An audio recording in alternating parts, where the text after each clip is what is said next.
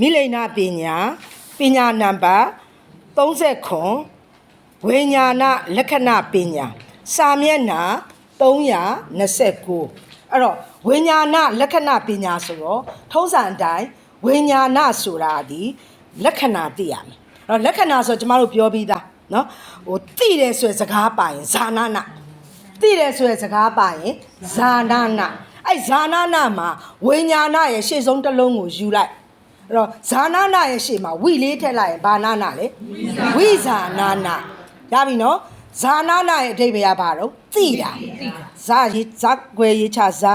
စာမျက်နှာ329အောက်ဆုံးပါလေမဲမဲလေးနဲ့နော်ဇာနာနာကိုအရင်ဝိလေးကိုဖုံးထားဇာနာ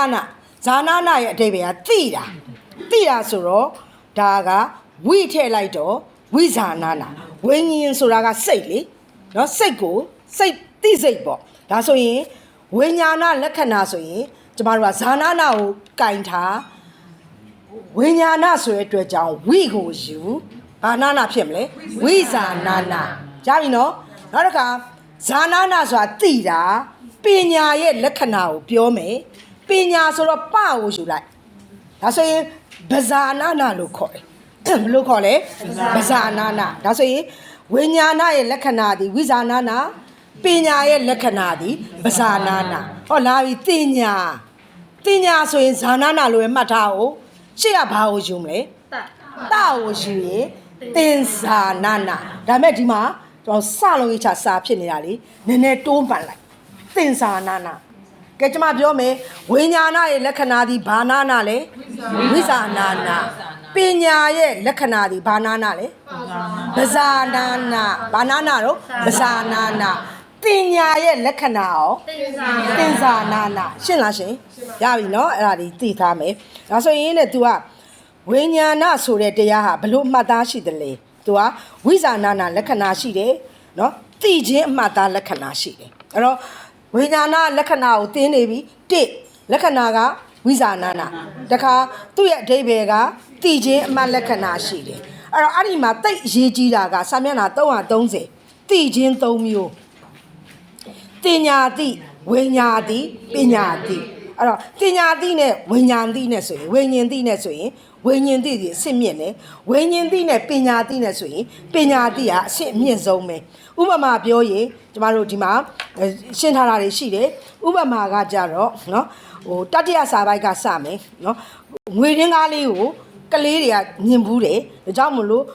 ငွေရင်းကားအပြားဝိုင်းလေးကိုမြင်လိုက်တာလေကလေးတယောက်ကဒါငွေတင်းကားပဲလို့အတိနဲ့တင်ညာအတိနဲ့တူတယ်။အဲဆိုရင်စာနဲ့ချောအောင်ဘယ်လိုရေးမလဲ။အတိ၃မျိုးမှာတင်ညာအတိဝိညာဉ်အတိပညာအတိလို့ဖြစ်ပါတယ်။ဥပမာငွေတင်းကားကိုကလေးငယ်ငွေတင်းကားကိုလို့တိုင်လိုက်တိုင်ပြီးတော့စာမျက်နှာ330တတိယစာပိုင်းမှာအောက်ဆုံးစာကြောင်းငွေတင်းကားကိုကလေးငယ်တယောက်ရဲ့အတိနဲ့တင်ညာအတိသိခြင်းပညာသိနဲ့တူတယ်လို့ပြောလဲရတယ်ငွေရင်းကားတစ်ခုကလေးငယ်ကပညာသိနဲ့သိတယ်နောက်တစ်ခုနော်ပညာသင်ကြားခြင်းမရှိတဲ့ပုဂ္ဂိုလ်တယောက်ကနော်ပုဂ္ဂိုလ်တယောက်ရဲ့အတိကစာမျက်နှာတွေ့လားရှင်တွေ့ပါတယ်နောက်တစ်ခုကနောက်တစ်ခါတဲ့နော်ပညာသင်ကြားခြင်းမရှိတဲ့ပုဂ္ဂိုလ်တယောက်ရဲ့အတိကငွေရင်းကားဆိုတာသိတယ်ဘယ်လောက်တန်တယ်ဆိုတာသိတယ်ဒါဆိုရင်ကလေးနဲ့သူနဲ့ဘာကွာနေတယ်လဲဘလောက်တန်တယ်ဆိုတာကိုတန်ဖိုးကွာနေတယ်ဒါဆိုရင်ပြန်ပြောမယ်ကလေးငယ်တယောက်ဒီငွေရင်းကားကိုတင်ညာနဲ့သိတယ်ကလေးငယ်တယောက်ကနော်ကျွန်တော် subject ချစ်ရေးပေါ့ချောလို့ရကလေးငယ်တယောက်ကဘသူ့ကိုလဲငွေရင်းကားကိုဘာနဲ့သိတော့တင်ညာနဲ့သိတယ်ပြန်ပြောကြည့်အောင်ဘသူတော့ကလေးငယ်တယောက်ကငွေရင်းကားကိုတင်ညာနဲ့သိတယ်တခါနောက် subject တစ်ခုပညာသင်ကြားခြင်းမရှိတဲ့ပုဂ္ဂိုလ်တယောက်ကငွေရင်းကားလို့လည်းသိတယ်ဘလောက်တန်တယ်ဆိုတာလည်းသိတယ်နောက်တစ်ခုပြောမယ်နော်ပညာဟိုပါပေါ့ဗဒိန်းဆရာတယောက်ကပြောပါဦးငွေရင်းကားဆိုတာလည်းသိတယ်တန်ကြီးဆိုတာကိုလည်းသိတယ်ဘယ်လိုနေရာမှာလုပ်တယ်ဘယ်လိုလုပ်ရတယ်ဘယ်တထုမျိုးဘယ်နှမျိုးပါတယ်ဆိုတာကိုသိတယ်နော်အဲ့ဒီလိုပဲတဲ့နော်ဒီ ဟိုဒီတင်ညာဆိုတာမှတ်ပြီးသိတာဝိညာဉ်ဆိုတာကနော်သူကဒီဝိညာဉ်အတိကစာမျက်နှာ331တတိယစာပိုက်ဝိညာဉ်နဲ့ပတ်သက်လို့သင်နေတာဟုတ်ဝိညာဉ်ကိုပြန်ခေါ်တာပြန်ပြောမယ်ဝိညာဉ်ဆိုတာလက္ခဏာကဝိဇာနာနာလက္ခဏာပြန်ပြောမယ်ဝိညာဉ်ဆိုတာလက္ခဏာကအဓိပ္ပာယ်ကသိခြင်းအမှတ်အသားသိခြင်းအမှတ်အသားလက္ခဏာရှိအတိ၃မျိုးကိုပြောမယ်ပညာဝိညာဉ်ပညာကလေးငယ်တယောက်ရဲ့အတိကပညာမတတ်တဲ့ပုဂ္ဂိုလ်ရဲ့အတိကဝိညာဉ်တိနော်ဗရိဆရာရဲ့အတိကပညာတိပုံတိနေရတော့ခုနဟာတွေပေါ့နော်ဒါဆိုရင်ဝိညာဏလက္ခဏာကိုသင်နေတဲ့အတွက်ကြောင့်ဝိဇာနာနာကိုရှင်းတော့မယ်စာမျက်နှာ331နော်အဲ့တော့ဝိဇာနာနာလက္ခဏာဝိညာဏဝိဇာနာနာနော်ကိုဝိညာဏလို့ခေါ်တယ်ဝိညာဉ်တိဟာပညာတိနဲ့လည်းမတူဘူးပညာတိနဲ့လည်းမ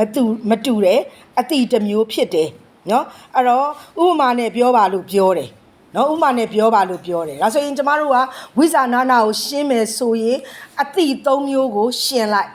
ပညာတိနဲ့လည်းမတူဘူးပညာတိနဲ့လည်းမတူဘူးဥပမာတော်ကဥပမာနဲ့ပြောတော့မယ်နော်မျိုးစောက်ပုဂ္ဂိုလ်တူကမျိုးစောက်ဒီမျိုးကိုစောင့်ရတယ်သူကနော်သူကတခါတည်းဟိုကျွန်တော်နိုင်စင်လိုဟာမျိုးပေါ့နော်ဒီမျိုးလေကောင်မှာအမြင့်ကနေထိုင်းနေတယ်ထိုင်းနေတော့သူကအမြင့်ကနေထိုင်းနေပြီးတော့မျိုးတကား၄ဘက်ရှိတယ်အရှိနောက်တောင်မြတ်သူကဒီထိုင်းနေပြီးတော့ဒီဝိညာဉ်တိနော်ဝိညာဉ်တိကမျိုးစောက်ကြီးပေါ့သူကနေပြီးတော့ကြည့်တော့မှာဝိညာဉ်ကမှတ်သားပြီးကြည့်တော့မှာကြည့်တော့အရှိနောက်တောင်မြောက်ကဝင်လာတဲ့လူမှန်သမျှကိုအယောင်ကိုကြည့်ပြီးတော့အသားအယောင်ကိုကြည့်ပြီးတော့နော်ဒါဒိုးမျိုးကမဟုတ်ဘူးနော်ဝစ်စားဆင်ရင်မှုကိုကြည့်ပြီးတော့ဒါဒိုးမျိုးကမဟုတ်ဘူးတခါပုံသဏ္ဍာန်နေကြည့်ပြီးတော့ဒါဒိုးမျိုးကဟုတ်တယ်အဲ့တော့ကိုမျိုးကမဟုတ်ဘူးကိုမျိုးကဟုတ်တယ်ကိုသူကမှတ်သားပြီးတော့သိတာနော်မှတ်သားပြီးတော့သိတာအဲ့တော့ဘာနဲ့တူလဲဆိုရင်မျိုးဆောင်တူနော်မျိုးကိုကျွမ်းကျင်မျိုးကိုစောင့်တဲ့ကျွမ်းကျင်လိမ့်ပါတယ်ဗရိန်ဆရာလို့ပေါ့နော်မျိုးဆောင်တူဟာမျိုးလေကောင်မှာထိုင်းနေတယ်ထိုင်းနေပြီးတော့နော်အရှင်းနောက်တောင်မြောက်ကနေဝင်လာတဲ့လူကိုဒီလူကတော့ဒိုးမျိုးကလူဒီမျိုးကလူနော်ဒီလူကတော့ဒီမျိုးကလူမဟုတ်ဘူးဆိုပြီးတိတက်ကဲ့သို့ပဲတဲ့ဒါပဲဥပမာလေးကဒါလေးပဲနော်ဝိညာဉ်ကသိတယ်ပေါ့အဲဆိုရင်စာမျက်နှာ332နော်အဲ့တော့စာမျက်နှာ332မှာတရားလာပြီဒါကြည့်ရမှာနော်မျက်စိကနေအစင်းအာယုံကိုမြင်လိုက်တယ်နော်ကျမတို့နောက်ပိုင်းဆိုရင်လက်ဖန်ဆိုရင်ကျမတို့ကဟိုဇီဝတွေလေဇီဝတွေကိုသင်ရအောင်မှာပေါ့နော်ဇီဝတွေကိုသင်မှာအခုလည်းပဲဒီဇီဝနဲ့ပတ်သက်လို့ဒါနဲ့ရှင်ပြောမှာအဲ့တော့ဟိုမိလိုက်တာမင်းကြီးမင်းပြောတာကဟိုဇီဝဆိုတာဝိညာဉ်ကောင်ပေါ့ဒီမြင်တယ်ဆိုတာကလည်းမျက်စိကဟိုအသုံးချတာပေါ့သူကြည့်တာကအစင်းပေါ့တကယ်တမ်းမြင်တဲ့သူကဇီဝကြီးမြင်တဲ့သူကဇီဝကြီးသူကဝိညာဉ်ကောင်လေးကမြင်နေတာမျက်စိထဲမှာဝိညာဉ်ကောင်လေးမြင်နေရှိနေလို့အဲ့လိုသူထင်တာဒါမဲ့လို့သိတယ်ဆိုရဲအတိဒီဝိညာဉ်ဆိုတာကိုစုပ်ကင်ထားဝိညာဉ်ဆိုတာကိုစုပ်ကင်ထားပြီးတော့မျက်စိကအဆင်းကိုမြင်ရင်ဘာသိစိတ်ဖြစ်မလဲမြင်သိစိတ်ဖြစ်မယ်အဲ့ဒီမြင်သိစိတ်ကိုဘယ်လိုခေါ်လဲစက္ခုဝိညာဉ်စိတ်ကျမကဒီလိုလေးတော်ပေးလိုက်တယ်နောက်ပိုင်းဓမ္မမိတ်ဆွေလိုက်ခဲ့ပြန်ပြောမယ်မျက်စိကအဆင်းအာယုံကိုမြင်လိုက်တယ်ဘာစိတ်ဖြစ်တယ်လဲမြင်သိစိတ်ဖြစ်တယ်သူ့ကိုပါဠိလိုဘယ်လိုခေါ်တယ်လဲစက္ခုဝိညာဉ်စိတ်ပြောတော့မယ်နားကအတန်ကိုကြားတယ်ဘာစိတ်ဖြစ်တယ်လဲကြားသိစိတ်ပါဠိလိုဘယ်လိုခေါ်လဲသောတာပန်နှာခေါင်းဆိုတာဂါနာကအနဆိုတဲ့ဂါနာယုံကိုရှူလိုက်တယ်ဘာစိတ်ဖြစ်တယ်လဲနန္တိစိတ်သူ့ကိုပါဠိလိုဘယ်လိုခေါ်လဲဂါနာဝိညာဉ်စိတ်ဟုတ်တယ်ရှာကတခုခုစားလိုက်တယ်နော်ရတာတခုငါနဲ့ရတာဆိုရတာစားလိုက်တယ်ဘာစိတ်ဖြစ်တယ်လဲရက်တိစိတ်ဘာစိတ်ဖြစ်လဲရက်တိစိတ်ရက်တယ်လို့ပြောရက်တိစိတ်ဖြစ်တယ်နော်ရှာဆိုတော့ရက်ပေါ့နော်ရက်တိစိတ်ဖြစ်တယ်အဲ့တော့ဘယ်လိုခေါ်လဲသူ့ကိုပါဠိဝိညာဉ်စိတ်ဟုတ်တယ်ခန္ဓာကိုယ်မှာအေးနေတဲ့အထီးတွေလေးတွေ့လိုက်တယ်နော်အဲ့ဒီအထီးတွေလေးတွေ့ရင်ဘာစိတ်ဖြစ်တယ်လဲ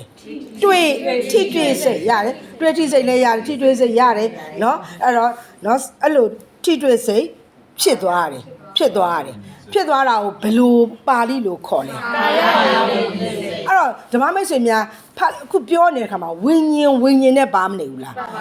ဝိညာဉ်နဲ့ပါနေတဲ့တိစိတ်ဒီဝိဇာနာလက္ခဏာကိုပြောတာဒါပဲဝိဇာနာလက္ခဏာကိုရှင်းအောင်လို့ဝိဇာနာဘာဖြစ်လို့ပြောလဲဆိုရင်စက္ခုစိတ်လို့မပြောဘူးလေ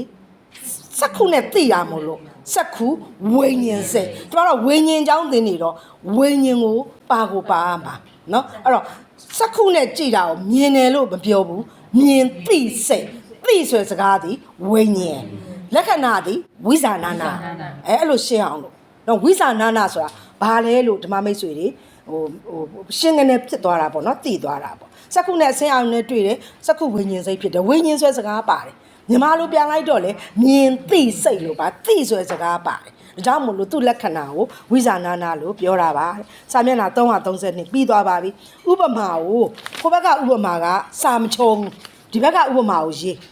မျိုးဆောင်ယောက်ျားကဝင်လာသူအလုံးကိုသိသလိုနော်ဝင်လာသူအလုံးကိုသိသလိုမျက်စိကလည်းအဆင်းဝင်လာရင်အဆင်းမသိသွားဘူးလားအတန်ဝင်လာရင်အတန်မှန်းသိတယ်အဲ့တော့မျိုးဆောင်ယောက်ျားကအဲ့ကြည့်ရမှာစာမျက်နှာ332အပေါ်ကလည်းကြည့်ရမှာမျိုးဆောင်ယောက်ျားကဝင်လာသူအလုံးကိုသိသလိုဝင်လာသမျှအာယုန်တွေကိုသိတာဟာဝိညာဉ်မဲလို့ဝင်လာသမျှဘာတွေကိုသိတာလဲအာယုန်ကိုကျွန်တော်ရှက်မကျက်နဲ့နော်ရှက်မကျက်နဲ့နော်မျက်ဒီမျိုးဆောင်ယောက်ျားကဒါကဝိညာဉ်ဝင်လာသူအားလုံးဆိုတာအာယုန်တွေကိုပြောတာနော်ပြန်ကြည့်နော်မျိုးဆောင်ယောက်ျားကဝိညာဉ်ဝင်လာသူအားလုံးကအာယုန်သူ့ရဲ့အလုပ်ကသိတာဒီအာယုန်ကိုသိတာထို့အတူပဲဝင်လာသမျှအာယုန်တွေကိုသိတာဒီဘု து ရဲ့အလုပ်လဲဝိညာဉ်ရဲ့အလုပ်ပဲဝိညာဉ်ပဲလို့ရှင်နာကတေနာကရှင်းပြလိုက်တယ်နော်အဲ့ဒါဆိုရင်နော်ဒီဝိဇာနာဒီလက္ခဏာကိုဒီလောက်ပါပဲเนาะရှင်ဗုဒ္ဓဂောသားကလည်းပဲဒါကိုပဲရှင်းပြသွားတာတဲ့เนาะအဲ့ဆိုကျမတို့ကနောက်တစ်ခုရှိပါသေးတယ်ဗါတဲ့တော့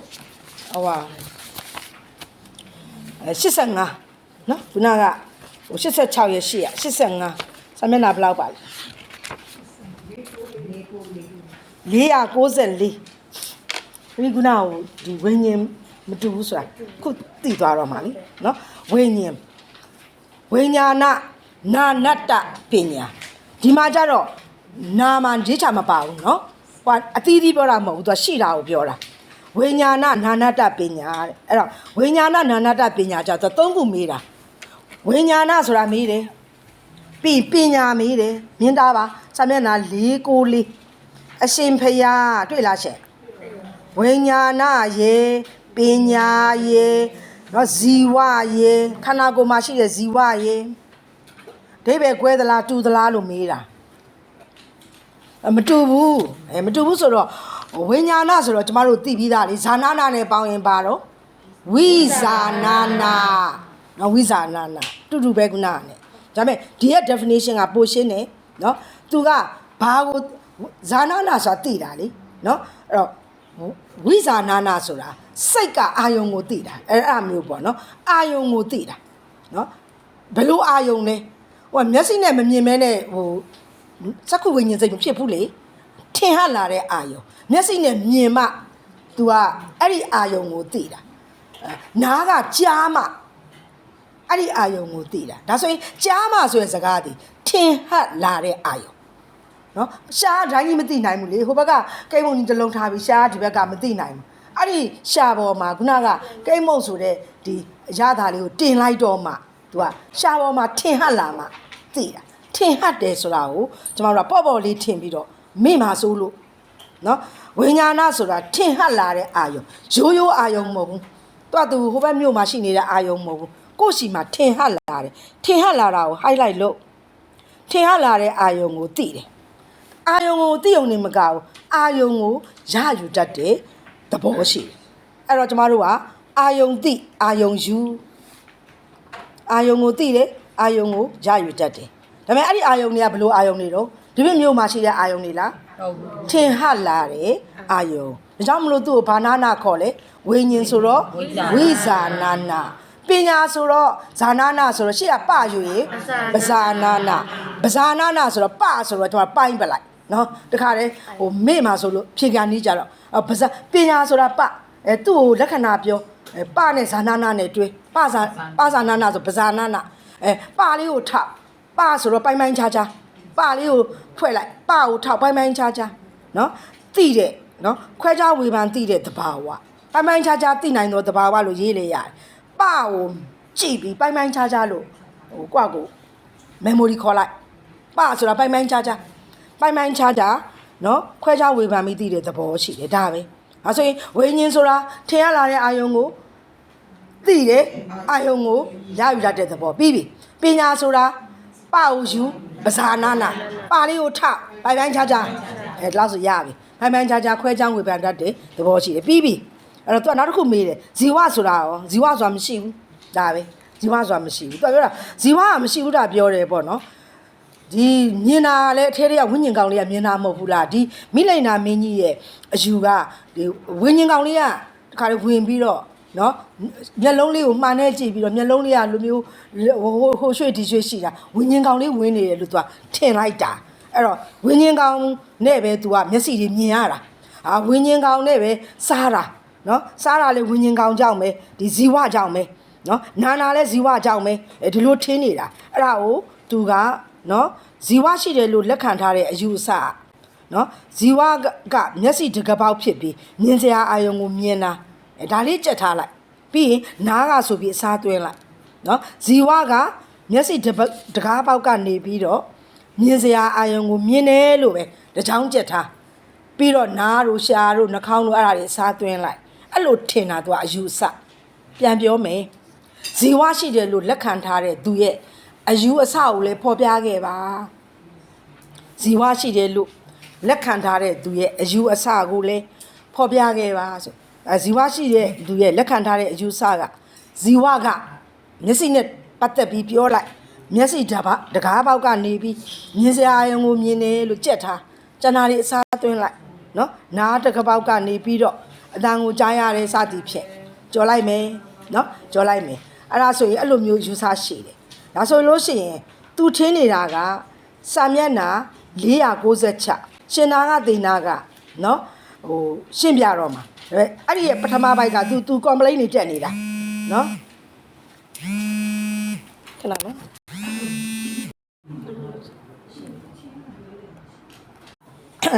ကျမတို့ဒီမှာရှင်နာကဒေနာကို तू က complaint နေတက်တာပေါ့နော်အကယ်၍ပေါ့ဇီဝမရှိဘူးဆိုရင်မျက်စိကစာမျက်နှာ496နော်ဇီဝမရှိဘူးဆိုရင်မျက်စိနဲ့အဆင်းအာရုံကိုဘယ်သူမြင်တာတော့ကြားတာကလည်းဘယ်သူကြားတာတော့ပေါ့နော်နှာခေါင်းကအနံ့ရှူတာဘယ်သူရှူတာတော့ရှာနဲ့ရတာသိတာဘယ်သူသိတာတော့ခန္ဓာကိုယ်နဲ့တွေ့ထရဘယ်သူတွေ့တာတော့သူကအမဲဇက်တိုက်ပေါ့နော်မျက်စိနားနာရှာကိုသူကပြော့ပြက်နေတာအဲ့တော့ရှင်နာကဒေနာရှင်းပြတယ်ဆိုတာကစပြီးတော့ကျွန်မယူရမှာနော်မျက်စိဖြင့်အဆင်းအာရုံကိုမြင်တဲ့နေရာမှာနော်သူလွဲနေတာကိုပြတာမြင်သူကဇီဝအသုံးပြုတဲ့အရာကမျက်လုံးမြင်တာကအဆင်းအာယုံဒီလိုပြောနေသလားတဲ့အဲ့လိုပြောနေရဲဆိုရင်သင်ပြောတဲ့ဒီလိုမျိုးเนาะမျက်စိကအဆင်းကိုမြင်တာမဟုတ်ဘူးဒီဇီဝကမြင်တယ်လို့ပြောနေရင်အဲ့ဒီမျက်လုံးကြီးကိုဖောက်ပလိုက်မယ်မျက်လုံးအိမ်ကြီးကိုထုတ်ပလိုက်မယ်အပေါက်ကြီးဖောက်ပလိုက်လို့ရှင်ဖွင့်ထုတ်ပလိုက်လို့ရှင်ဒီမျက်စိကမြင်နိုင်သေးလားဆိုတော့မြင်နိုင်တော့ပါဘူးတဲ့နော်အဲ့တော့ထုံနီးတူပဲအားလေးတစ်ခုကြက်ထားပြီးတော့နားတို့ရှာတို့နော်ဒီပေါ့နော်ကိုတော့မပါဘူးနှာခေါင်းထီပေါ့နော်နှာခေါင်းထီကို तू ကအဲ့လိုမျိုးဖြတ်လွတ်ပလိုက်ရင်ဒါမြင်ရသေးလားကြားရသေးလားနားရသေးလားလို့ပြောတဲ့အခါကျတော့အဲ့လိုမရှိဘူးတဲ့အဲ့တော့ဒါကြောင့်မလို့တဲ့အရှင်ဖေရားတဲ့အဲ့လိုလုပ်လို့တော့မရဘူးတဲ့ဒါဆိုရင်ဇီဝဆိုတာမရှိဘူးပေါ့တဲ့အဲ့တော့မှတ်ထားပါတဲ့ဇီဝကမြင်တာမဟုတ်ဘူးတဲ့မြင်တယ်ဆိုတာဘယ်လိုကမြင်တာလဲစက္ခုဝိညာဉ်စိတ်ကမြင်တာပါမြင်တာဟာစက္ခုဝိညာဉ်စိတ်ကမြင်တာဒါဆိုရင်အဲ့ဒါလေးကြက်ထားရင်ကြားတာတို့နာနာတို့ရောပြောနိုင်မလားရှင်ခုနကတော့ငါပြောနိုင်ပါတယ်ဒါပဲเนาะဒါဆိုရင်လို့ရှိရင်ကျမတို့ကဒီနေ့အတွက်เนาะကျမတို့ပညာပေါင်း35ခုပြီးသွားပါပြီเนาะ